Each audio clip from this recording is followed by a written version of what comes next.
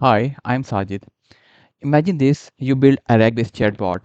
Performance of that chatbot is impeccable during testing and development, but once real users start testing it, suddenly the system becomes slow, tokens cost starts increasing, and similar questions are sent to the LLM again and again.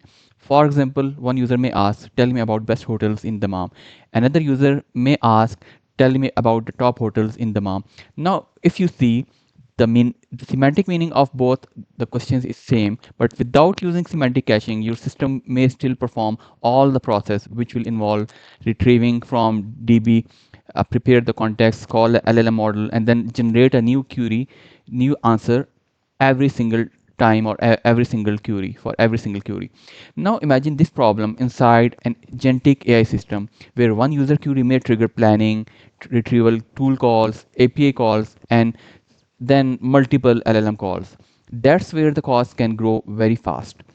But here's the interesting part. Semantic caching can reduce this cost and improve speed, but if you use it blindly, it can also return completely wrong answers. For example, if a user is asking about tell me about best hotels in Dammam within a range of 100 to maybe 200 real. Now, if you notice, user is giving a specific range. But if we see the semantic similarity, the score will be almost similar for hotels in Dammam for maybe range within 500 real. And your if with semantic caching, your chatbot may return all the hotels within 500 range, and you can imagine that that the answers will be totally wrong, and user will be frustrated. So in this video, I will explain semantic caching in RAG and agentic AI in a very practical way in a production ready system. We will cover cache hits, cache misses, wrong cache hits, and when not to use semantic caching, and how to make it production ready using different optimization techniques like smart routing, metadata filtering, TTL, re-ranking, validation, and monitoring. By the end of the video, you will understand not only how semantic caching saves tokens, but also how to use it safely in real production system. So let's start with the main problem. In many RAG-based chatbot, every user query goes through the same expensive pipeline. The system performs retrieval, prepare context, send the query and context to the LLM, and then generates a new response. This happens even when users are asking very similar questions. For example, one user may ask best hotels in Dammam, another may ask top hotels in Dammam. So if you see, these questions are semantically very similar, but without caching, each query will go to the LLM again and again. This creates four major problems. The first one is the high latency. The user has to wait for retrieval, the whole pipeline, and then LLM generation. The second is the high cost. Every LLM call consumes input and output tokens. The third one is poor scalability. As the number of users increases, the cost and system load also increase. And the fourth one is wasted resources. We may have already answers available, but we are generating it again using the whole pipeline. Let's take a simple enterprise example. Suppose a corporate chatbot has 10,000 active users, and each user asks around 10 repeated or already answered questions per day. And suppose each cache response saves only 100 tokens. So the savings becomes 10,000 users plus into 10 repeated queries into 100 tokens. So it will be around 10 million tokens saved per day. And this is just a conservative example. In real RAG chatbots, the saving can be even higher because each LLM call may include system prompt, user query, retrieve chunks, chat history, and final output. So semantic caching is not just a small optimization. At enterprise scale, it can save millions of tokens every day. In agentic AI systems, this becomes even more important because the agent may call have tool calls, and it will search the databases, and then it will use retrieval and then call the LLM multiple times. So the key question is, can we reuse previously answers when the new query is semantically similar? That's where semantic caching comes in. Now look, this is a scenario for cache hit. A user asks a question, how to apply for verification process. Now this is the pipeline. The system first converts the query into embedding. This embedding represents the meaning of the query in vector form. Then the system compares this new query with all the queries of previously saved questions. Here the system finds similar cached questions such as how do I get a verified account. You can see different scores, and the high score is for this one 0.94, and our threshold value is 0.90. Since our threshold is 0.90, this means the match is strong, it is strong enough, and as it is surpassing our threshold. So instead of calling the LLM again, the system directly returns the cached response. So this gives us three major benefits. The first is the faster response, the second is lower cost, token cost, and the third one is fewer unnecessary LLM calls. This is the ideal case where semantic caching works very well. In a normal RAG-based chatbot, this avoids unnecessary retrieval and LLM generation. And in an agentic AI system, it can avoid unnecessary planning, tool calls, retrieval steps, and multiple LLM calls. But not every query will match the cache. Let's look at the another scenario that will be cache miss scenario. In this example, the user asks, "Tell me about best hotels in Dammam." The system again creates an embedding and search in the semantic cache. But this time, the cached questions are about different topics, like whether in Dammam, best schools in Dammam, or best flight rates, or beaches in Khubar. The best, if you see, the best similarity score is 0.32, which is way below the threshold. Now, in this case, we should not return any cached response. Instead, the system should go to the retrieval plus LLM, the whole pipeline, and it should generate a fresh answer. And then it will store the new response plus question in the cache for future similar queries. This is the correct behavior. So far, the logic looks simple. If similarity is high, return cache responses, and if similarity is low, just call retrieval plus LLM plus your whole pipeline. But in real production systems, there is more serious problem. Sometimes the similarity score is high, but we still should not use the cached response. So here you can see a question that tell me about best hotels in Dammam within range of 100 to 150 USD. Now, one cache query may be best hotels in Dammam within 500 USD. Another may be simply best hotels in Dammam. Now, if you see, the similarity score can be very high because the topic is almost the same, that is hotels in Dammam, but the constraint is different. The user wants hotels within 100 to 150 USD. He is specifying a specific range. Now, the cached response may be for hotels within 500 USD, or it may not contain any price filter at all. If we return the cache response only because the similarity score is high, the answer will definitely be wrong, and this is very a critical issue as the user will get frustrated. So we can conclude that similarity alone is not enough for production grade semantic caching. Query can be semantically similar but still unsafe for caching because of numeric values, filters, dates, locations, etc. This is especially risky in agentic AI systems because a wrong cached answer may skip the entire reasoning and tool calling process that should have happened. So before we talk about the solution, let's understand where semantic caching should not be used. So there are several cases where caching should be avoided or should be handled differently or with some other strategies. So first is numeric queries. For example, we should not use semantic caching where there are some price ranges, quantities, percentages, distances, etc. Small numeric difference can completely change the answer. The second is time sensitive data. So example include what's the weather today, what are stock prices today, what are flight rates. These answers can become outdated very quickly. And the third one is personalized queries. If the answer is related to some specific profile or user account history, subscription, role, location, then returning a generic cached response will be very dangerous. And the fourth one is queries with filters. For example, hotels under 150 USD, just discussed, and then restaurants within 5 kilometers, jobs in a specific area, or available products today. Fifth one is related to compliance, legal, or financial queries. In these cases, stale or incorrect cached answers can create serious business risk. And the sixth one is agentic workflows. If the query required tool call or database lookup, API calls, calculations, or multi-step reasoning, we need to be very careful before returning a cached response. So, in production, semantic caching should not be treated only as a vector similarity problem. Rather, it should be treated as a decision problem.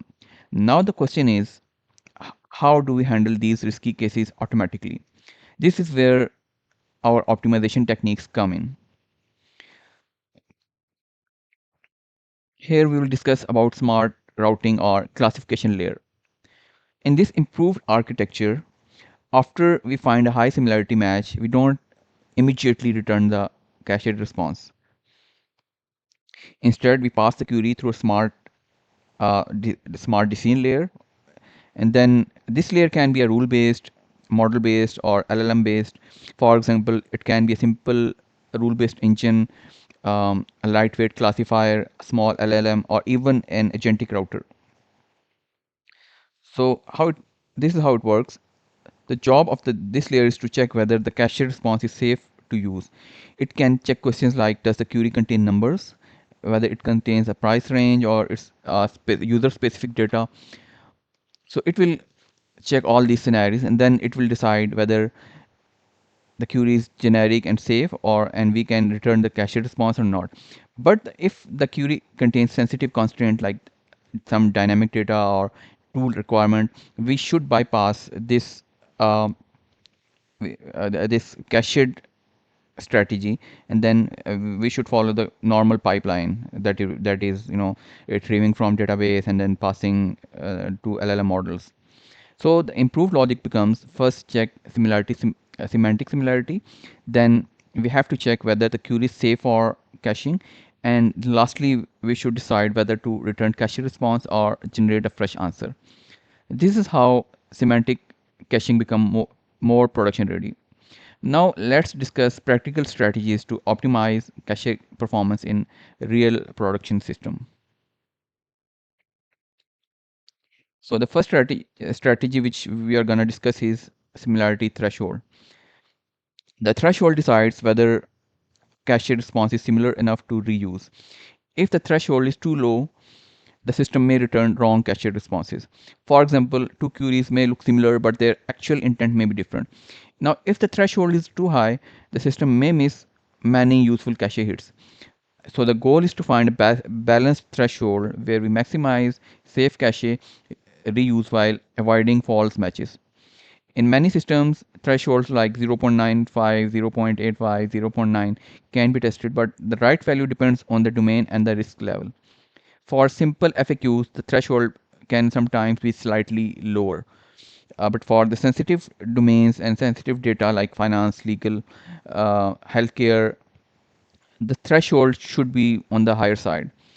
So similarity threshold is just not about a fixed number. It should be tuned based on business risk, query type, and evaluation results. Now, the second strategy which we are going to discuss today is the metadata filtering. The metadata filtering, before comparing query embeddings with all cache responses, we should reduce the search space using our metadata. For example, we can use different filters like department, language, uh, user role, or document type. This help prevents unsafe cache matches. For example, a finance user and an HR user may ask similar looking questions, but the correct answer may come from completely different knowledge bases. Similarly, an English query should not accidentally match with an cached Arabic response unless multilingual caching is intentionally supported.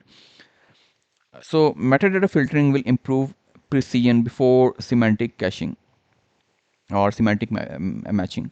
So instead of searching the entire cache, we just narrow down our search and then apply similarity search. This will make the caching safer, faster, and more accurate.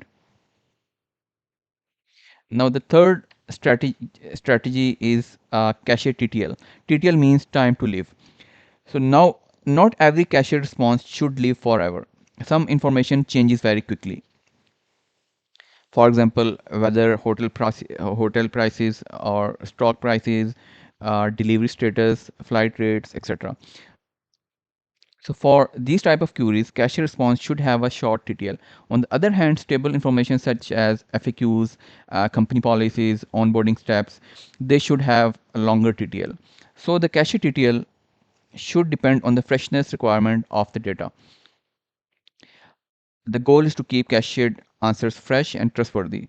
Without TTL control, the system may return stale responses, and stale responses can be worse than no cache at all. The fourth strategy is re-ranker. Sometimes the top results from a vector search may not be safest or most relevant cached response. A re-ranker can evaluate the top candidate matches before returning the final cache response. For example, a vector search may return top 5 or top 3 similar cached questions. Then the re-ranker will check that which is closest to the query, and then it will return the best match for the current query. It will help to reduce false positives from embedding only search. It also improves precision before returning the cache. A re-ranker is especially useful when cache contain many similar entries or the domain is too complex. So the idea is simple. Use vector search for fast candidate retrieval and use a re-ranker for better final selection or to improve the precision. The fifth one is avoid multiple or multiple pairs or avoid duplicates. So over time, the cache can become cluttered with many similar questions and repeated answers. For example, there can be multiple questions having similar meanings, like how can we optimize cache, how does cache optimizing works. So all these questions point to almost the same answer. So if we store all of these separately, the cache become noisy and harder to manage.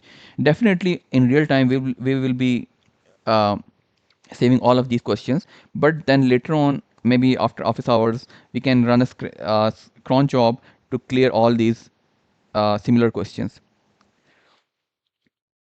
This makes the cache clean, compact, and easier to search. It also improves the retrieval quality because the system does not have to choose between too many nearly identical entries.